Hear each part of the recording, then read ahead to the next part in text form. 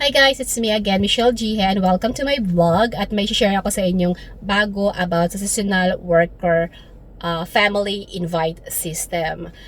Yung mga nakarang araw may mga nagme-message sa akin sa Messenger tsaka sa Whiting na kung may alam daw ba ako sa bagong rules ng seasonal worker at tsaka kung may mga bago bang requirements. So, noong time na yon wala talaga akong idea. So, hindi ko talaga alam. Pero ngayon nga, may share ako sa inyo kasi etong kapatid ko, yung invite ko rito is na-extend siya, 'di ba, ng another 3 months, so which is naging 8 months na siya rito at uuwi siya ngayong May. So, sa May pa yung uwi niya, pero etong April, etong month na to, in-apply siya ng amo niya ng panibagong parang in-apply siya uli na makabalik dito sa Korea. So, yun, pumunta yung amo niya doon sa City Hall para nga mag-apply ng panibago. So, wala akong ginawa kundi yung amo niya lang. Nagpunta doon yung amo niya sa City Hall at i-apply daw siya para makabalik dito sa Korea. So, nung after nung sinabi niya sa akin yun, so maybe 2 weeks or 3 weeks, 2 weeks yun. Yung mga 2 weeks, dumating yung email na galing sa City Hall. So, nakatanggap ako ng requirements na confirmation visa. So, hindi pa siya nakakauwi, may confirmation visa na siya. So, yung confirmation visa, guys, 'di ba? Yun yung kailangan nating requirements para makapag-apply tayo ng visa sa Pinas. Kasi kung may confirmation visa ka na sa Korea, ibig sabihin meron ka ng work dito. Kaya anytime, pwede ka na mag-apply ng visa sa Pinas. So, pag nakapag-apply ka na sa Pinas, ng visa sa Pinas, so syempre, may possible na makapunta ka na ng Korea.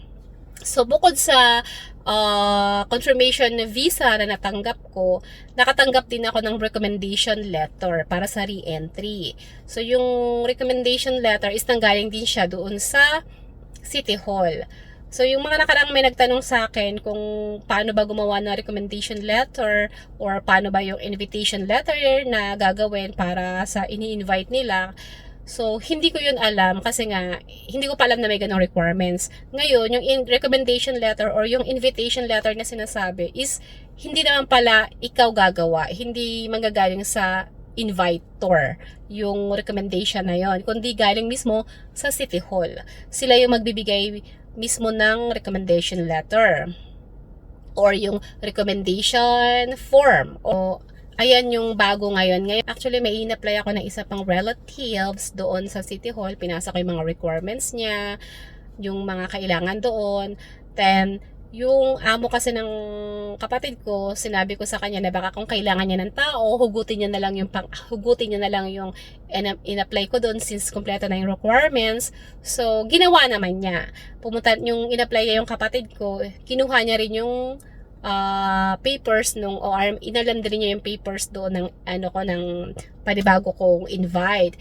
Kaya lang sabi doon sa City Hall, sa ngayong panahon ngayon, may hirapan na yung mga magi-invite ng mga mahihirapan na yung mga papunta rito kasi nga, 'di ba, sa broker issue na yan nga na news pa siya na maraming nga naloko, maraming nahirapan at may namatay na, kaya nga 'di ba nagigpit na rin sa atin. So yun, may hirapan daw na makapasok sa Korea.